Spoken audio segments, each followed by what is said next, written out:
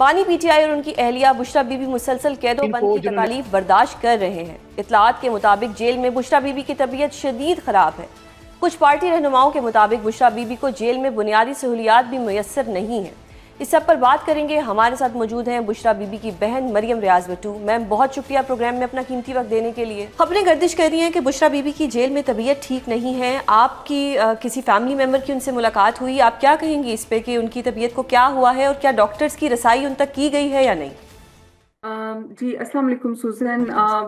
Last week family मिलने गई थी तो उनकी मुलाकात हुई। उसी दौरान में हमें पता लगा कि उनकी तबीयत ठीक नहीं है।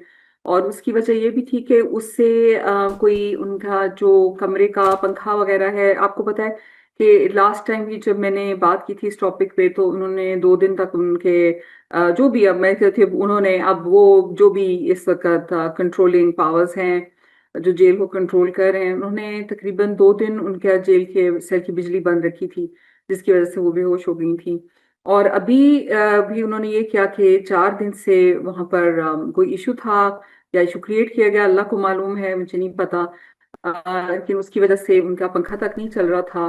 और जैसे सब कैदियों को सहूलत देते हैं गर्मियों में कूलर की, तो कूलर भी जो है वो खराब था और वो भी नहीं चल रहा था। तो आप सोचें एक छोटा सा सीमेंट का सेल हो और उसमें तो आपको बंद मरियम किया साहिबा, हो। आपके वकला ने हाई कोर्ट से रजू किया कि ये जो बेसिक फैसिलिटीज़ हैं एज पर जेल मैनुअल उनको क्यों नहीं दी जा रही, या आपकी पार्टी ने कोई तहरीक चलाई इस बारे में कि बुशरा बीबी एक खातून है, पर्दा नशी है, क्यों ये सब उनके साथ हो रहा है? तो ऐसा कुछ हुआ या नहीं हुआ? आपको पता है उन्होंने जो जिस सेल में या जिस कैटेगरी में रखा हुआ है वो बिल्कुल आम कैदियों वाला है। और मैं उन्होंने बीबी ने या खान साहब ने कभी उससे ज्यादा जो उनका बल्कि कानूनी हक भी है कि उनको बेहतर सेल दिया जाए, उन्होंने नहीं मांगा। उस पे हमारा ये उनसे होता है कि आप या जेल अथॉरिटी के जो आम कैदी के हकूक हैं कम से कम वो आप उनको प्रॉपर तरीके से दें।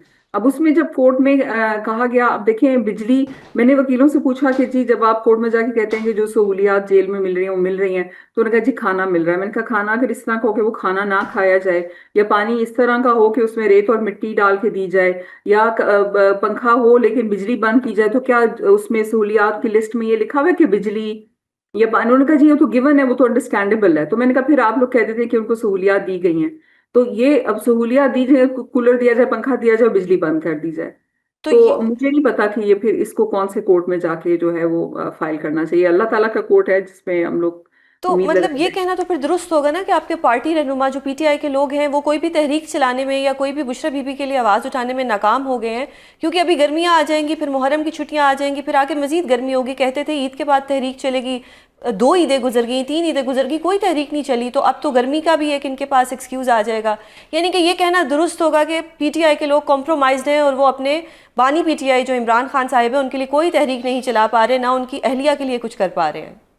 अहलिया तो दूर की बात है, अगर वो खान साहब के लिए कर लेंगे, क्योंकि जब तक खान साहब बाहर नहीं आएंगे तो बीबी को भी आपको पता है कि काफी सारे लोगों को बुशरा इमरान वो वाहिद आज समझेंगे पार्टी में या इवन खान साहब के बहुत करीबी जो खानदान के लोग हैं उनमें से भी वो एक वाहिद इंसान है जिन्होंने बाहर जब वो जेल से निकली तो उन्होंने भरपूर तरीके से खान साहब को आज़ाद करवाने के लिए जो भी उनसे बन पड़ा, उन्होंने रैली में शिरकत की, उड़ी चौक तक गई, उन पर गोलियां चली, वो अपनी जान पर खेल के वहां गई।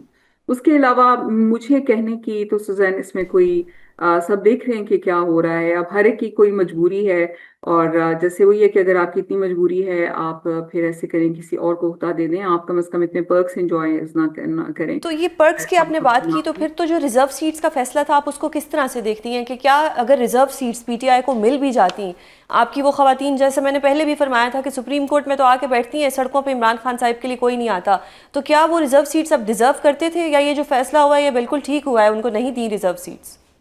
फैसला इस चीज पे तो नहीं होना चाहिए कि वो लोग आके पार्टी के लिए कुछ काम करते थे या नहीं। फैसला तो इस बात पे होना चाहिए कि कानून के तहत वो सीटें किसको मिलनी चाहिए थी। और कानून को अगर मैं जितना भी मुझे पता है या जो मैंने पढ़ा है तो उसके लिहाज से तो ये कानूनी फैसला नहीं है। तो ये आगे आप पार्टी को देख के तो फैसला नहीं करते, आप ये देखें कि कानून क्या कह रहा है। लेकिन ये आपको पता है कि इलेक्शंस में तो शुरू से ही जिस तरह से वो काजी जो उनके नाम के साथ भी काजी था और वो किसी तरह के भी काजी नहीं थे, वो करके फैसला के बल्ले का निशान छीन के और जो भी उन्होंने पार्टी के साथ किया, तो उससे लेके अभी तक तो सुजैन हमने तो कभी नहीं देखा कि इंसाफ मिला हो इस सिलसिले में। तो अब क्या और थोड़ा बुशरा जो बीबी मिला की वो भी रिहाई के छीन लिए लिया। आपको अदालतों पर एतबार है? बिल्कुल नहीं है। अगर बुशरा इमरान का भी केस जो जमानत का लगता तो वो जमानत उनकी हो जाती। वो आप देखेंगे वो केस ही नहीं लग रहा, वो केस लगता है तो कहते हैं कि जी हम रेडी नहीं हैं। अब देखिए आज जो ये उनके साथ हुआ, फिर खान साहब की मई 9 की जमानतें कैंसिल हो गई। ये आप मुझे बताएं कि ये कहाँ पे क्या इंसाफ हो रहा है? 26th अमेंडमेंट के बाद इंसाफ की तवक्को मुझे तो नहीं है। बहुत शुक्रिया मैम प्रोग्राम में अपना कीमती वक्त देने के लिए। सर, सदर मुमलिकत ने आज एक चला गया एक मामला चला गया जो पहले हमारे जस्टिस मोहम्मद अली मजहर साहब थे और 2 जजेस और थे, उन्होंने ये मामला खुद निपटाने के बजाय सदर पाकिस्तान को भेज दिया। तो सदर पाकिस्तान ने वही किया जो उन्होंने पहले किया था। अब जजेस सीनियरिटी पर काफ़ी सवालात उठ रहे हैं, जबकि हमारे जो 5 जजेस थे उन्होंने ICA भी फाइल की थी, लेकिन ऑल ऑफ सडन संडे को एक नोटिफिकेशन आ जाता है। किस तरह से आप देखते हैं सारी सूरत हाल को? हसन सर, आपकी परमिशन से मैं जहांगीर सर से ये सवाल पहले करना चाहूँगी, फिर मैं आपकी तरफ आऊँगी। बहुत शुक्रिया। देखें, ये जो आर्टिकल 200 है, इसमें प्रेसिडेंट के पास पावर है कि वो जज ट्रांसफ़र कर सकते हैं। लेकिन अभी तो so far as I am concern मुझे पता चला है कि वो उन्होंने परमानेंट कहा है कि मैं ट्रांसफ़र कर सकता हूँ। तो जब वो जज परमानेंट ट्रांसफ़र हो जाएंगे तो फिर आर्टिकल 175A रिडेंडेंट हो जाएगा। फिर तो एक किस्म की अपॉइंटमेंट हो गई ना आपकी दूसरी हाई कोर्ट में। तो ये तो बड़ा मतलब ब्लो हो जाएगा जुडिशरी के लिए, इंडिपेंडेंस के लिए। ठीक है, अगर किसी हाई कोर्ट में कोई रीजंस है, कोई ज़रूरत पड़ती है, तो उसके लिए आर्टिकल एक देता है, अरेंजमेंट देता है कॉन्स्टिट्यूशन का आर्टिकल 200 के, जो आप जज ट्रांसफ़र कर सकें। जिस तरह कोई नई हाई कोर्ट बनती है तो कोई वहाँ पे जज नहीं है तो दूसरी जगह से आ जाता है।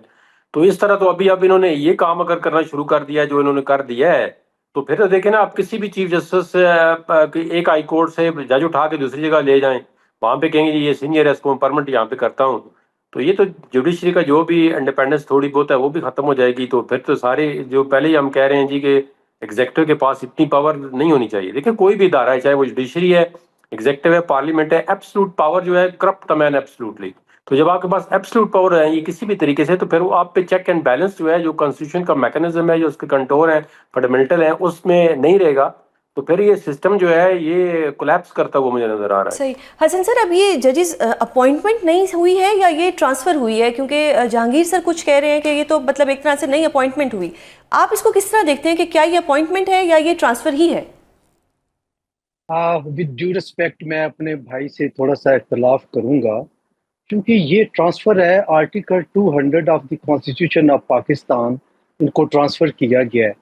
बदकिस्मती ये है कि आर्टिकल 200 में ये नहीं लिखा गया कि जब ट्रांसफ़र होगी तो वो परमानेंट होगी या आर्जी तौर पर होगी।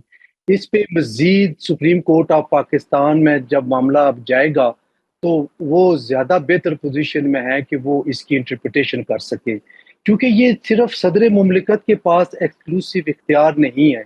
अगर तो सिर्फ आर्टिकल 200 में सदर मुमलिकत के पास इख्तियार होता तो फिर इनकी बात में कुछ वजन था, लेकिन इसमें चीफ जस्टिस ऑफ पाकिस्तान की कॉन्सेंट शामिल है, दोनों हाई कोर्ट्स के चीफ जस्टिस साहबान की, जिनकी कोर्ट से जज ने ट्रांसफ़र होना है और जिस कोर्ट में जज साहब ने जाना है, दोनों की चीफ जस्टिस साहबान की कंसेंट, और इससे बढ़ के उस जज की भी कंसेंट चाहिए होती है जिसको ट्रांसफ़र किया जा रहा है।